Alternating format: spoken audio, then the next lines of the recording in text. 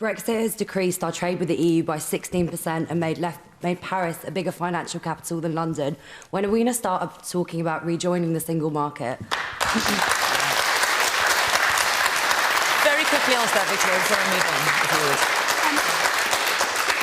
on. So, as I say, Germany, Italy and other countries in Europe are facing higher inflation than we are. The United States... And higher growth than we are. Well, I'm not sure that's correct. Well, we are the only economy in the G7 to have a smaller economy than before the pandemic. Yeah, and the reason we're having to take these steps now is because we absolutely need to address some of these international factors that we are seeing. Well, what the lady there is saying is about Brexit. With Brexit, I mean, that, you know, that happened 6 years ago. The referendum result was 6 years ago. I think we've just got to look forward. We've left the EU. It was in accordance with the referendum. And as I say, the fact that other countries are facing these same pressures suggests that there are factors. And indeed, the OBR has set out that it's international headwinds that we are facing that are causing these problems, that are having impacts for us here at home. Let me take another question. Yes, the man there in the blue sweater.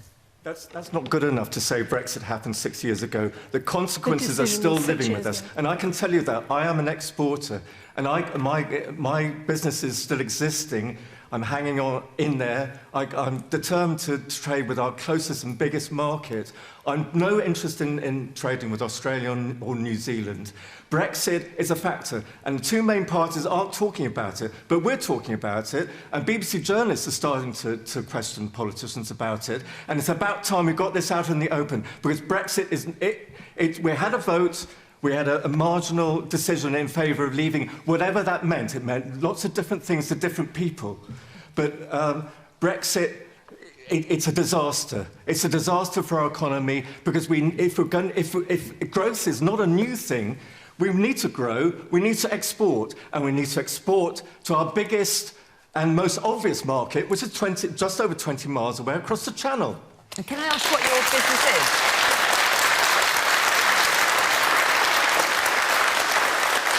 What your business is? I'm a book wholesaler. I export exclusively to the EU. Well, I tell you what, two of you mentioned Brexit now, so what I'm going to do is ask the rest of the panel to answer the initial question about austerity, and then let's come back to that. So I'm going to park it for a moment, but I am going to come back to it. Right, so let's deal with this Brexit question. There's a limit to quite how long I'll spend it, only because I need to get some other questions as well. But, Victoria, so what was your name today? You were talking about your business that you were struggling to trade with other EU countries. My name's 𝗕𝗥𝗘𝗫𝗧. So, Philip, would you want to answer Philip, Victoria? So he says, all very well talking about Brexit 6 years ago. He is feeling the effects now and is having a damaging effect on his business. Well, it ill behoves anyone sitting on a panel to presume to tell a business person how to run their business. So I'm not going to do that. What I'm going to say is, look, we took the decision 6 years ago to leave. We delivered that in January 2020. A month later, we then had the pandemic hit us.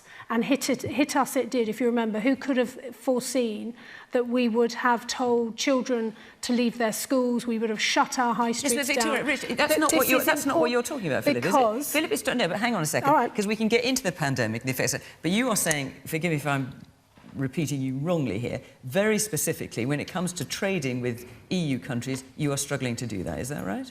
It's more difficult. My business is relatively simple. You know, I export books. I import books. I import them more easily from the United States than I do from the EU now.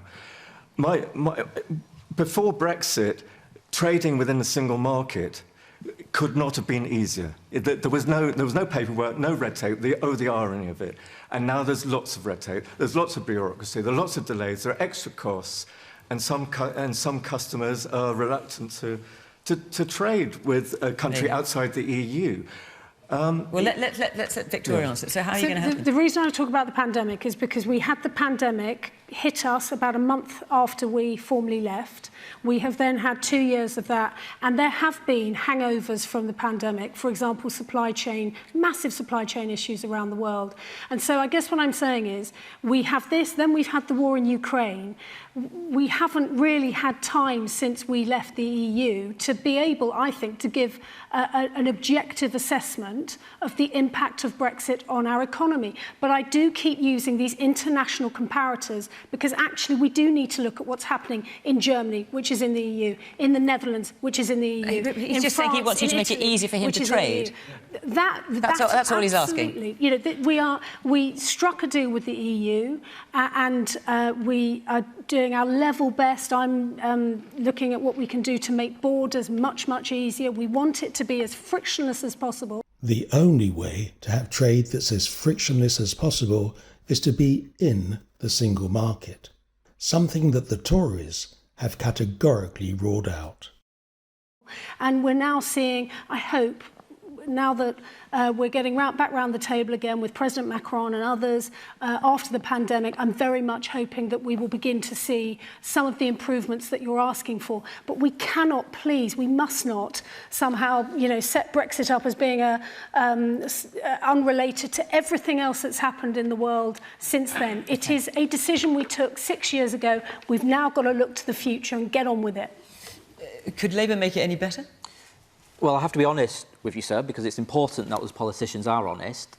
The Labour Party, I know, it's a curious thing to say, isn't it, these times? The Labour Party isn't going to reverse Brexit. We accept the result, but we do believe that, yes, that the trading arrangements that we've got with our brothers and sisters in Europe, we do need to improve that. We need frictionless trade. The only way to have frictionless trade with the EU is to be in the single market, something that Labour has categorically ruled out. On the question of Brexit, I think, obviously, I'm pretty sure I know what you're going to say. Says with the SNP's view about that. Yeah, well, our position was very different, and I feel for Philip and everybody else caught up in this, because we certainly did not want to leave the EU, and Scotland voted to stay in. But we did warn the UK government right through the Brexit talks that there was a compromise position, and that was staying in the single market and the customs union, and that would have addressed your challenges, Philip. But, there's been lots of talk about what's being honest, and again, all the economic analysis done at the time, and it's been proven to be correct, is that leaving the European Union, the Brexit deal that was on the table, was going to hit our economy by 4%. And if it wasn't for Brexit, then we wouldn't have needed the austerity that we've now got coming down the lines. What? But when you look at what's happened, one second, please. If we look at what's happened since the pandemic, 1.3 million EU citizens have gone back home. They've been lost to the economy. That's the impact on the labour market. Let me give you the very real example of a bakery in my own constituency in Fort William, Nevis Bakery. They told me just the other week that they could double tomorrow. 60% of their staff used to be European-trained qualified bakers.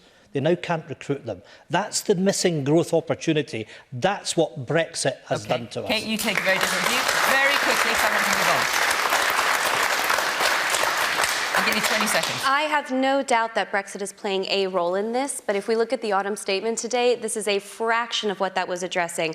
Look at inflation across the Eurozone. It's less than a percentage point under the UK. The European countries are having a very difficult time too. The frustration should be with politicians who have not made the most opportunity of Brexit. Frustration should be with the UK and the EU for not coming together and appreciating mutual recognition when it comes to trade. Sir, I absolutely take your point. There is still huge opportunity here. But the idea that what we're doing now is because of Brexit and not COVID, Anne, I mean, that's for the birds. OK. No, I'm going to stop. I'm going to stop it. No, this is a discussion we could have for the whole hour, and I expect it merits it. But I'm going to reflect what you wanted to ask, which is lots of other questions as well.